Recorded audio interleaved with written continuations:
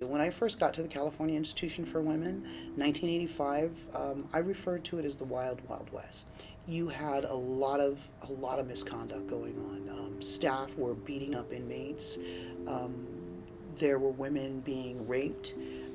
We had one staff that he worked in the auditorium, and they thought it was funny because you would watch him walk women back and forth to the education building um, all day long, his whole shift. You were not safe. You were never safe.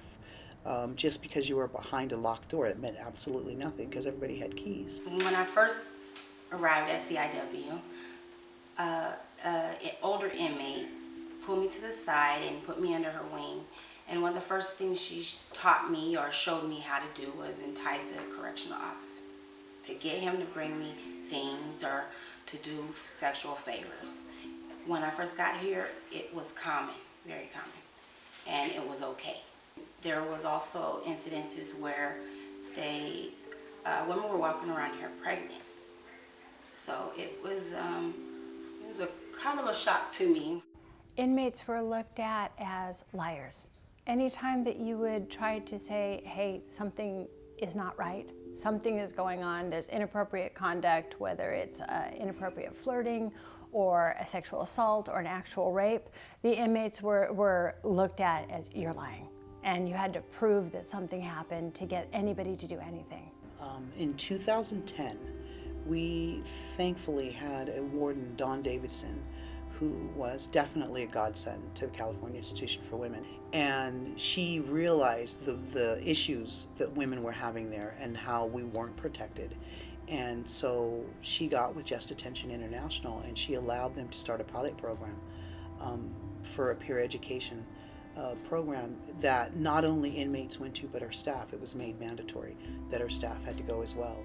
JDI's approach to peer education, and really to all of our work, is to work side by side with the people who've been most affected by this issue, and those, again, are survivors and inmates themselves. So our process is really collaborative, and that, as Bo talked about, we don't just come in and present a script for them to memorize, but rather we met with them. It took us hours to go through the script and really work out together what were the messages that the inmates most needed to hear, what was the language even that was most comfortable to them, and how could we most effectively present this information to really change the culture of the institution. They weren't just teaching classes, they were there to change lives. Detention International actually came in and gave us training. We sat down and worked on a working model of how to pass on information and exactly how we wanted to word it, what we felt was best that the institution would understand in our delivery. We did like mock classes. I mean, it was excellent. By the time we were up and running, we had a really good understanding of what our place was and how to do it.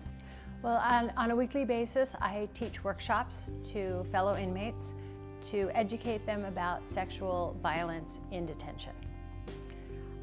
The workshops cover ways to keep them safe, to keep their eyes and ears open, to keep them out of dangerous situations, and ways to keep them healthy should they be sexually assaulted, make sure that they get medical care, to let them know what will happen if they choose to report a sexual assault, and what to expect.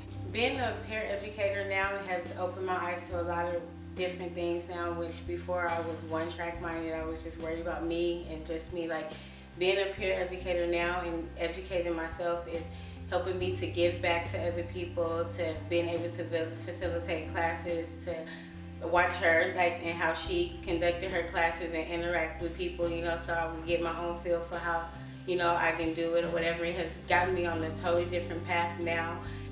JDI has been really successful in changing the culture of prisons because we take the lead directly from survivors of prisoner rape and from inmate peer educators. That's our model, that's our approach. Our peer education program at the California Institution for Women was groundbreaking because it was the first of its kind in the country, and as far as we know of in the world, where inmates themselves were presenting information about sexual abuse prevention and response, about every inmate's right to be safe from sexual assault. And it was was the first time it had ever been done. So it really, truly removed barriers, some of the biggest barriers to inmates feeling safe, which is them fundamentally believing and understanding their rights and what it was that they were entitled to as human beings, that they have the same human rights as people in the community.